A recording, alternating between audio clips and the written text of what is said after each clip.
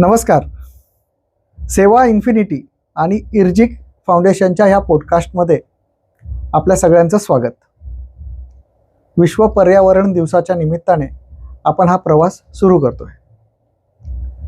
परस्पर पूरक परिसंस्था आणि त्याच्यातून समोन्नती साधण्याचा उपक्रम म्हणजे इर्जिक फाउंडेशन. अनेक छोट्या मोठ्या उपक्रमातून आपण ग्राहक, उत्पादक, सेवा पुरवठादार या सर्वांची एक परिसंस्था तयार करण्याचा प्रयत्न करत असतो. आज पर्यावरण दिवसाच्या निमित्ताने आपल्या सगळ्यांना एका नवीन विषयाची माहिती करून देण्याकरता आपल्यासोबत आज जोडलेले डॉक्टर प्रकाश माळी. डॉक्टर प्रकाश माळींचा स्वागत. थोडक्यात परिचय करून देतो. मागचे 2 ते 3 दशकं कृषी क्षेत्रामध्ये कार्यरत आहेत. टेक्नॉलॉजी आधारित शाश्वत शेती आणि सतत प्रयोगशील शेतीचा व्यासंग असा त्यांचा कार्यकाळ राहिला आहे. GIS आधारित शेती, कार्बन सिक्वेस्ट्रेशन, रिजनरेटिव्ह फार्मिंग अशा अनेक विषयांमध्ये सरांचा व्यासंग आहे.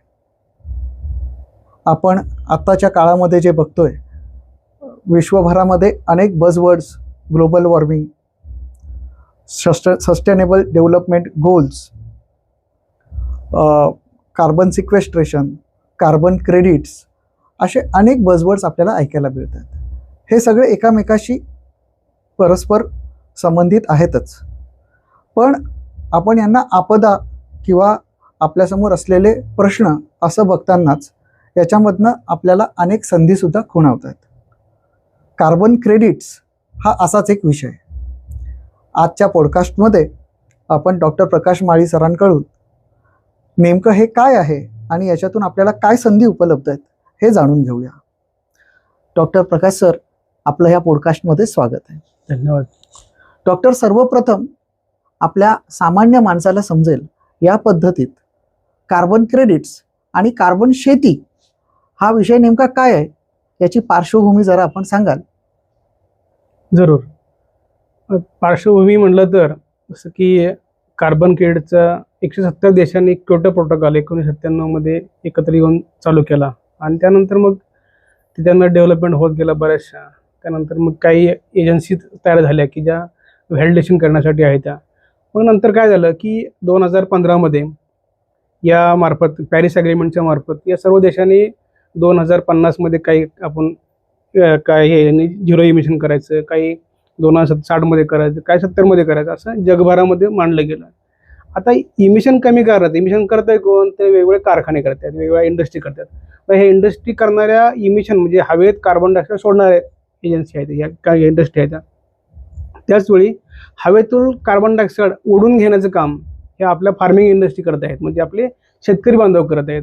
या शेतकरी बांधवांना जर यामार्फत काही फायदे मिळतील का किंवा त्यांना काही इकॉनॉमिक बेनिफिट होतील का, या उद्देशाने हे कार्बन क्रेडिट सर्टिफिकेट हा प्रोग्राम जगभर वेगवेगळ्या देशामार्फत हा आणि वेगवेगळ्या एजन्सीमार्फत राबवला गेला जातो. हे ओव्हरऑल आपल्या शेतकऱ्यांना कसा फायदा मिळेल, आर्थिक फायदा मिळेल पिकासोबतच, या दृष्टीने वेगवेगळ्या पिकामध्ये, वेगवेगळ्या हॉर्टिकल्चर पिकामध्ये असेल, इकॉनॉमिक पिकामध्ये, सगळ्या प्रकारच्या पिकामध्ये हे लागू आहे. डॉक्टर, कार्बन क्रेडिट काय हे तर समजलं, पण त्याचं मूल्य निर्धारण कसं करतात? बरोबर आहे. कार्बन क्रेडिट म्हणजे काय, आता आपण चर्चा केलीच. तर एक कार्बन क्रेडिट म्हणजे आपण 1000 किलो कार्बन डायऑक्साईड म्हणजे 1 टन कार्बन डायऑक्साईड हवेतला जमिनीत गेला पाहिजे, हे म्हणायचं कार्बन, त्याला एक कार्बन क्रेडिट म्हणतो. आता एक कार्बन क्रेडिट केला तर आपल्या शेतकऱ्यांना साधारणपणे $5 ते $20 पर एका क्रेडिटला इतकी व्हॅल्यू आज त्या मार्केटमध्ये अवेलेबल आहे इंटरनॅशनल मार्केटला. डिपेंड्स ऑन वेगवेगळ्या जे काही आपल्या पद्धती आहेत मोजमापाच्या, त्या मोजमापाच्या पद्धतीनुसार $5 ते $20 पर्यंत एका क्रेडिटला मिळण्याची शक्यता आहे. वा. मग डॉक्टर, अशा स्थितीत आपल्या पारंपरिक शेतीमध्ये शेतकऱ्यांना काही बदल करणं अपेक्षित आहे का? आणि ह्या सगळ्या गोष्टी करता आधुनिक तंत्रज्ञानाचा काही उपयोग कसा होऊ शकतो? बरोबर. आता कसं आहे, एक तर या आपण नुसतं आज शेती करत आहोत, आजच्या शेतीमध्ये बरेच गोष्टी बदलण्याच्या गरजेच्या आहेत आणि त्या बदलाच्या संदर्भात आपल्याला वेगवेगळ्या मार्फत आपण माहिती लोकांपर्यंत पोहोचवत आहोत. दोन गोष्टी महत्त्वाच्या आहेत. एक, तुमचं कार्बन सिक्वेस्ट्रेशन जमिनीमध्ये वाढलं पाहिजे. त्यासाठी जे काही रिजनरेटिव्ह टेक्नॉलॉजी आहे, त्या म्हणजे पुनरुत्पादक शेती पद्धती याच्या आहेत. या मदतीमध्ये तुम्हाला एकतर जमिनीची जी आपण सारखी हलवाहलव करतो, म्हणजे खोल नांगरटे असेल किंवा वरच्या वेळी हार्वेंग असेल, या प्रकारे आपण जी जमिनीमध्ये उलथापालथ करतो ती आपल्याला कमी करायची आहे, म्हणजे नो टिलेज करणं आहे. दुसरं आहे, जमिनीमध्ये ती मुळांची संख्या जी आहे ती कायम लाईव्ह स्वरूपात राहिली पाहिजे जमिनीमध्ये. त्यानंतर तुम्हाला वेगवेगळे जे आपले पूर्वीच्या काळामध्ये जसं आपल्या रानामध्ये एक बैल एक म्हशी, असे 2 बैल 2 म्हशी हे असं आपल्या राहायचं, तशा प्रकारे ॲनिमल इंटिग्रेशन हा प्रकार आपल्या जमिनीमध्ये करावा लागेल. तिसरी गोष्ट, बायोडायव्हर्सिटी वाढली पाहिजे. म्हणजे आपल्या वेगवेगळ्या पिकांची बाजूला जमिनीच्या बांधावरची वेगळी पिकं की जे आपल्या रोगांना किडींना अटकाव करतील, पुन्हा मध्ये मध्ये आंतरपिकं, पुन्हा वेगवेगळ्या किडी, बायोडायव्हर्सिटी वाढली पाहिजे. जमिनीमध्ये सूक्ष्मजीवांची संख्या वाढली पाहिजे, जमिनीमध्ये अर्थवर्मची संख्या वाढली पाहिजे. या सर्व बायोडायव्हर्सिटी ओव्हरऑल आपल्या जमिनीमधली वाढली पाहिजे. त्या अनुषंगाने जे काय करता येईल, आणि सर्वात महत्त्वाचं म्हणजे क्रॉप कव्हर, म्हणजे आपली जमीन जी आहे ती कायमस्वरूपी कुठल्या ना कुठल्या पिकाच्या खाली कव्हर झाली पाहिजे. अशा प्रकारे ह्या 5 प्रिन्सिपलच्या आधारावरती आपल्याला नवीन शेती पद्धती इव्हॉल्व्ह होता येत्या, त्या आपल्याला करायच्या. तरच आपल्याला CRA म्हणजे क्लायमेट रेझिलियन्शियल ॲग्रिकल्चर हा जो कन्सेप्ट आपल्या जगभर आपण स्वीकारला आहे तो राबवता येईल. म्हणजे डॉक्टर, थोडक्यात आपण जी पारंपरिक शेती करत आलो होतो, ज्याला नैसर्गिक शेती म्हणतोय, किंवा आता आपण सेंद्रिय शेतीकडे जो कल चाललाय, बरोबर, तर आपण सांगितलेले प्रिन्सिपल्स हे तेच प्रिन्सिपल. येस तेच आहेत. पण मुळात आपल्याला कार्बन क्रेडिट करता पात्रता तेव्हाच मिळेल जेव्हा आपण याची मोजदाद करू. बरोबर. मग असं कुठल्या तंत्रज्ञानाचा वेगळा कास धरावा लागेल, किंवा कुठल्या पद्धतीने आपल्याला याची मोजदाद करता येईल? बरोबर. आता तसं DMRV, असं DMRV हा आपला कन्सेप्ट आहे की ज्याच्यामध्ये कन्सेप्ट म्हणण्यापेक्षा एक तंत्रज्ञान आहे की तुम्हाला ते डिजिटली मॉनिटर केलं पाहिजे, नंतर रजिस्टर केलं पाहिजे आणि व्हेरीफाय केलं पाहिजे. या DMRV तंत्रज्ञानाच्या आधारावरती आपल्या जमिनीचं सगळं मोजदाद केली पाहिजे. आता हे मोजदाद करत असताना सगळं डिजिटली झालं पाहिजे, म्हणजे तंत्रज्ञानावरती आधारित झालं पाहिजे. GIS तंत्रज्ञान सध्या आता बजवर्ड झालेलं आहे, किंवा हवेत सॅटेलाइट आपल्याला आपल्या जमिनीचे फोटो काढतं, सॅटेलाइट आपल्याला माहिती देतं. हे सगळं प्रकार आपल्याला त्यामार्फत केले जातील. आणि हे DMRV करत असताना डिजिटली तुम्हाला तुमच्या पिकामध्ये काय मॉनिटरिंग पाहिजे, किंवा आपल्याला जिओ फेन्सिंग पाहिजे, ती जमीन माझ्या नावावरती पाहिजे, मी किंवा भाडेपट्टा घेतला तर भाडेपट्ट्याचा तो करा नावा पाहिजे, किंवा आपण जी काही जमिनीमध्ये ॲक्टिव्हिटी करत आहोत म्हणजे नो टिलेज केलं तर त्याचे डॉक्युमेंटेशन पाहिजे, कुठली औषधं फवारतोय, खते फवारतोय, जे मला डॉक्युमेंटेशन पाहिजे, त्याचे बिलं लागतील. हे सर्वांची एक नोंदणी करणं आपल्या गरजेचं आहे, तर ते आपल्याला मोजदाद करणं सोपं जातं. त्यानंतर वेगवेगळ्या एजन्सी आपल्या, जसं गोल्ड स्टँडर्ड आहे, कार्बन रजिस्ट्री ऑफ इंडिया आहे, वेरा आहे, अमेरिकन रजिस्ट्री आहे, अशा भरपूर रजिस्ट्री आज आपल्याकडं जगभरामध्ये आहेत. त्या रजिस्ट्रीसाठी येताना त्यांचं व्हॅलिडेटर आपल्या जमिनीकडे आपले येत असतात, आपल्या प्लॉट व्हिजिट होत असते, ती देखील व्हेरीफाय करणं गरजेचं आहे. म्हणून हे DMRV तंत्रज्ञानानुसार हे आपल्याला करणं गरजेचं राहील. मग डॉक्टर साहेब, ह्या पद्धतीनं एक सामान्य शेतकरी, एक वैयक्तिक शेतकरी किंवा शेतकऱ्यांचा समूह, आता आपल्याकडे शेतकरी उत्पादक कंपन्या FPCs आपण म्हणतो, या सगळ्या प्रकारात इंडिव्हिज्युअल, वैयक्तिक शेतकरी आणि किंवा संघटनात्मकपणे यापैकी कुठल्या मॉडेलने शेतकऱ्यांनी याच्याकडे वळलं पाहिजे? आता हा खूप मोठा महत्त्वाचा प्रश्न तुम्ही विचारलात. जसं की आपल्याकडं एका सिंगल शेतकरी हा जसा एका सिंगल शेतकऱ्याला काही राहत नाही. जसं द्राक्षाचा बंच असतो, त्या बंचमध्ये एक द्राक्ष जर बाहेर पडला तर त्याला काही व्हॅल्यू राहत नाही, पण तो बंचामध्ये असेल तर त्याला चांगली व्हॅल्यू मिळते. असा FPCच्या मार्फत किंवा FPOच्या मार्फत जसं बंच तयार करणं गरजेचं आहे.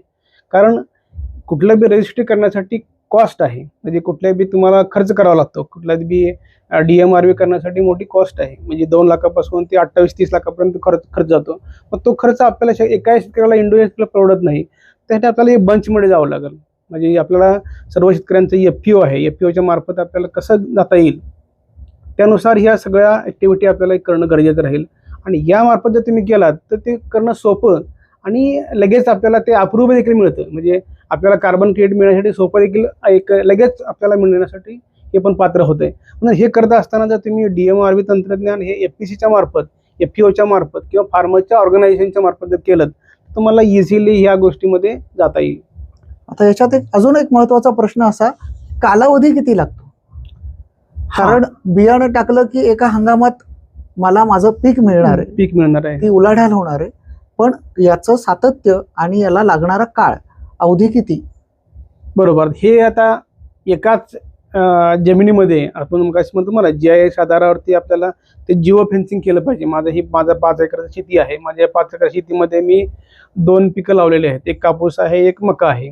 तर कापूस आणि मका लावत असताना मी प्रत्येक 4 महिन्याचा सीझन मक्याचा राहील, 6 महिन्याचा सीझन तुमचा कापसाचा राहील. तर हे कंटिन्यू करत असताना आपल्याला त्याच रानामधलं आपल्याला कंटिन्युटी ठेवावी लागेल. आणि हे सर्व करत असताना त्या जमिनीमध्ये कमीत कमी 5 वर्ष तरी आपल्याला जमिनीची जी काही उलथापालथ आहे ती कमी करावी लागेल. जसे म्हणजे मग मी तुम्हाला जे 5 प्रिन्सिपल सांगितले त्या 5 प्रिन्सिपलच्या आधारावरती शेती करून आपल्या जमिनीमध्ये कार्बन स्टोअर करावं लागेल. त्यानुसार मग एका सीझनला 6 महिन्यात आपल्याला कार्बन क्रेडिट नाही मिळणार. त्यासाठी आपल्याला कमीत कमी कालावधी 3 वर्ष ते 5 वर्ष राहील. त्या डेटा पूर्ण आपण गोळा करायचा.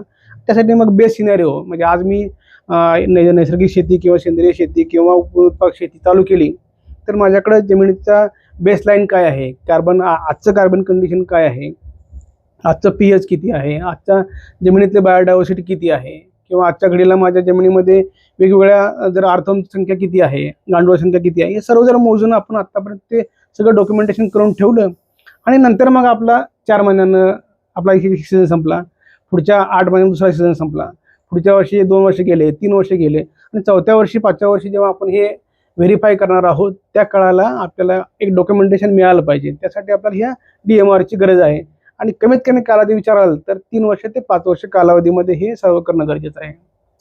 डॉक्टर, मला हे सगळं जाणून घेताना असं वाटलं की 5 वर्षानंतर कदाचित परीक्षा होणार आहे, त्याचे मार्क मिळणार आहेत, पण 5 वर्ष मी ते मिळवण्याकरता जे करतोय हा माझा अभ्यास आहे. बरोबर. आणि याच्यातून आम के आम और गुठलियों के दाम मिळणे वाले. बरोबर. कारण हे सगळं करताना आपण शाश्वत शेतीचेच प्रिन्सिपल्स आपल्या इथं राबवतो. येस. आपले संसाधनं, आपली माती, आपलं पर्यावरण, ह्या सगळ्यांची दक्षता घेऊन आपण ह्या सगळ्या गोष्टी करतोय. बरोबर. आणि मला असं वाटतं 5 वर्षानंतर त्याचे चांगले गुणांक मिळवून आपण मॉनिटाईज हा जो शब्द आहे ते जर करू शकला आपला शेतकरी तर सोने पे सुहागा, अशी स्थिती मला वाटतं येणार.